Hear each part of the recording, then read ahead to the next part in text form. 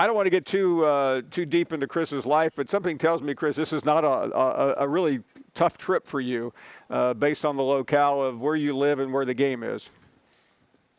Can you see the jungle behind me, Paul? Do you like our landscape? It looks familiar I'm from very the happy to family do my Christmas album. I'm doing my bowl preparation on a chaise lounge by the pool. So life is good after a season in hotel rooms. I don't mind the road. I'd be happy to be in Arlington if that was the assignment, but I didn't balk at the idea of the Bulldogs and Wolverines here in Miami. No. Well, I admire you. You live in New York. You live in Miami. I don't know. How did you possibly miss Malibu in this triangle? But I'm sure you've got a bungalow there as well. But Chris, it's amazing. Here we are again. We talked before the first game in Charlotte with Georgia. We've talked to you before other Georgia games, and here are the Dogs. They are not quite as confident perhaps as they were 3.5 weeks ago, but give us your view of this game, and especially what the aura or shattered confidence that may exist around Georgia. What are you learning this week?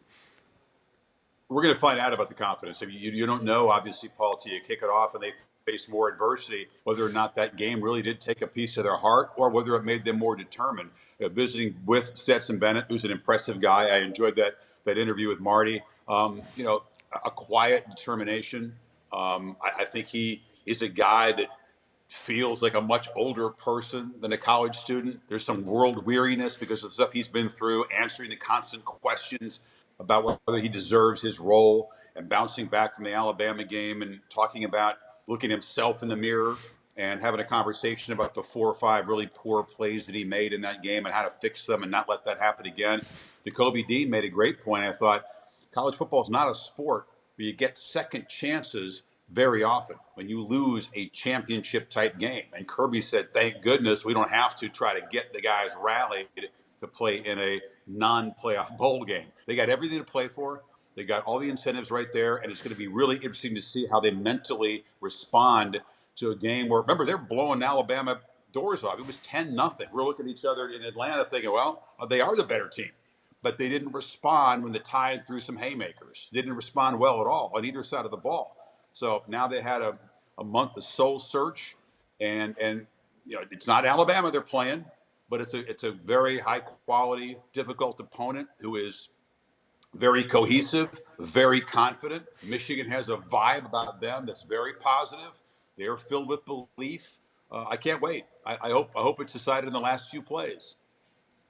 And Chris, let's talk about Michigan, especially Jim Harbaugh, because very rarely when you go through what he has gone through, do you come back a year later and end up where this program is. It's quite unprecedented in many respects because the trend lines do not lie. But your view of Michigan and your encounters with Harbaugh, who can be difficult, but this year he seems like he is a little chippier, or he's chirping a little bit more than he has in a long time.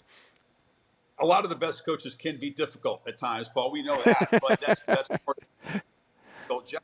I mean, Jim has been really loose. I mean, I think he's like all those guys. They're thrilled to be Big Ten champs and in the playoff for the first time, unranked preseason, the first team to make that long journey, but he's not satisfied. I mean, I think that he knows there's a difference between just being there and then getting the job done in a game. I think he believes if Michigan plays well, they'll win. If they don't, they won't. But I believe he feels like the Wolverines have a large amount of control in the outcome. Now, maybe Vegas or fans in the South don't agree with that, but that's Harbaugh.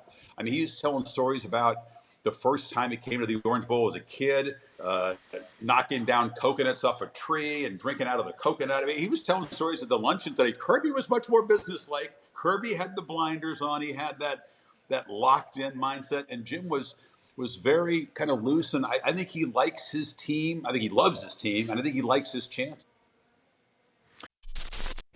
Thanks for watching ESPN on YouTube. For live streaming sports and premium content, subscribe to ESPN+.